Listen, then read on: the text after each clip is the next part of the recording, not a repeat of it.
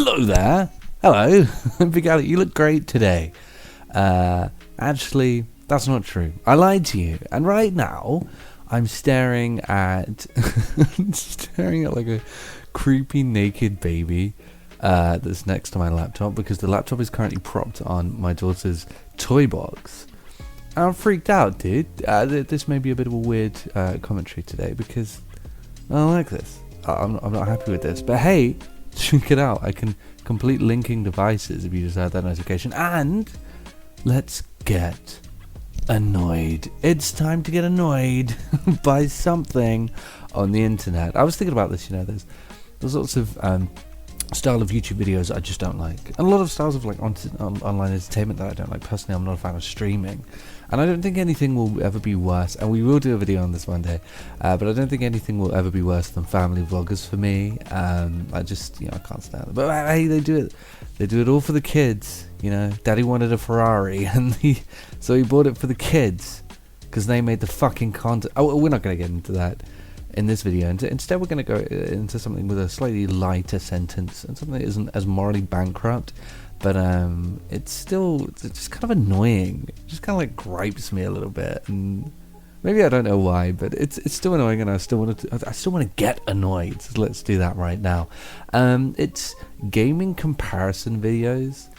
I don't like them. And by this I mean the style of gaming comparison video that's propped up as quite popular in recent years. I wouldn't say it's an overly new thing, but it's where you take two games that are similar either because they're the same sort of style and genre, or they're actually from the same series, and one is a newer one and one is an older one. Usually the moral of the story is that the older one actually had more detail, but what I don't like is that how absurd it's become, and that all of these videos just entirely focus on the most innocuous, pointless shit in every game, and they're just completely taken seriously every time. They're taken utterly seriously in every case. And the reason I even the reason I'm even getting into this is because I saw a video the other day that was comparing Cold War to Modern Warfare 3, and it was that little preview video part, where it shows you a little bit of it, and I gave up after the first comparison, which was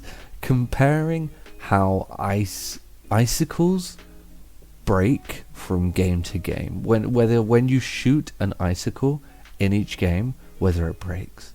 Modern Warfare 3 won, and Cold War lost because in Modern Warfare 3, if you shoot the icicles, the stalagmites, the little icicle bits that fall down, if you shoot those, they do actually fall down, whereas in Cold War they don't. There you go then. Obviously Modern Warfare 3 is worth playing over Cold War, or more like shit war, am I right? Cold shit. Not cold enough for it to get shot down, am I right?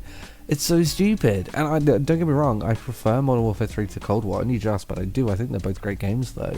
But it's just so stupid. Why would you possibly base your, decision on a game and opinion on a game of something so arbitrary and pointless? And the thing is, people take it seriously. You generally see comments that are like, see, I did this, we're going backwards. We're going backwards and not going forwards. This is why GTA 5 is the GOAT, because in GTA 5, if you bump into someone and they're holding a hot dog, the hot dog falls on the floor. Cyberpunk doesn't happen. This is why GTA 5 was always the peak of gaming. And it's such a weird thing because it's like so antithetical and paradoxical that these things even exist, because they point out the most sort of innocuous details that people don't even realize are there in order to tell you that the game is better. But by virtue of the fact that you didn't realize it was there to begin with, just proves that doesn't matter and has no impact on the quality of the game compared to the other one. So it's just pointless. Like the whole video, it's like a snake eating its own tail. It just proves itself pointless, And yeah, I just don't like it as a whole. I don't like the idea of micro splitting and taking these tiny details and stuff like that. In part, I was gonna actually make this video about 3 years ago because this was when the Cyberpunk and GTA 5 stuff was happening, and I loved Cyberpunk, and I did from the start. And I remember thinking, they're two entirely different games. Like you can do all this crazy stuff in GTA 5 that you can't do in Cyberpunk, but Cyberpunk isn't set in the modern day. It features a bunch of like abilities and upgrades and The story is entirely different and a lot more interactive. The game is more story focused. It's set in a cyberpunk world. It's not the same game. I mean, yeah, okay, they're the same genre, but no, unless we're talking about Ubisoft games, no two games are the same. You know, they're entirely different experiences. They're just presented in a similar way. So obviously they're going to focus on different details, and particularly when you consider the fact that Cyberpunk was made by a developing team that made 3 back-to-back RPGs with no vehicles in it, and then went on to make a game with cars in it. Now that's no excuse for it being broken, but it would explain exactly why this comparison is so off. I mean, and people again were taking it seriously and saying, "Oh, we're moving back," and genuinely basing the decision on these games based off of these ridiculous, innocuous videos. And the people making them know that. They know that they're having an impact on people's opinions, and they still shovel this shit out. And I just don't like. I don't like the thought of like focusing on all of these tiny little particles of gaming. You know, we all talk about how, you know, presentation doesn't matter and it's all about gameplay, and then we comment on stuff like this.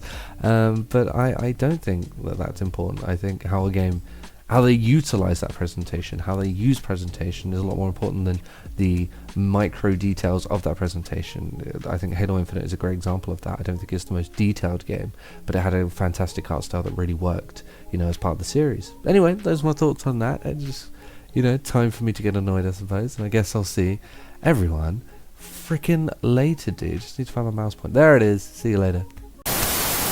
Tenant. And Morris? Good heavens, really? Could you use it in a sentence for us? Good morning. That's a nice...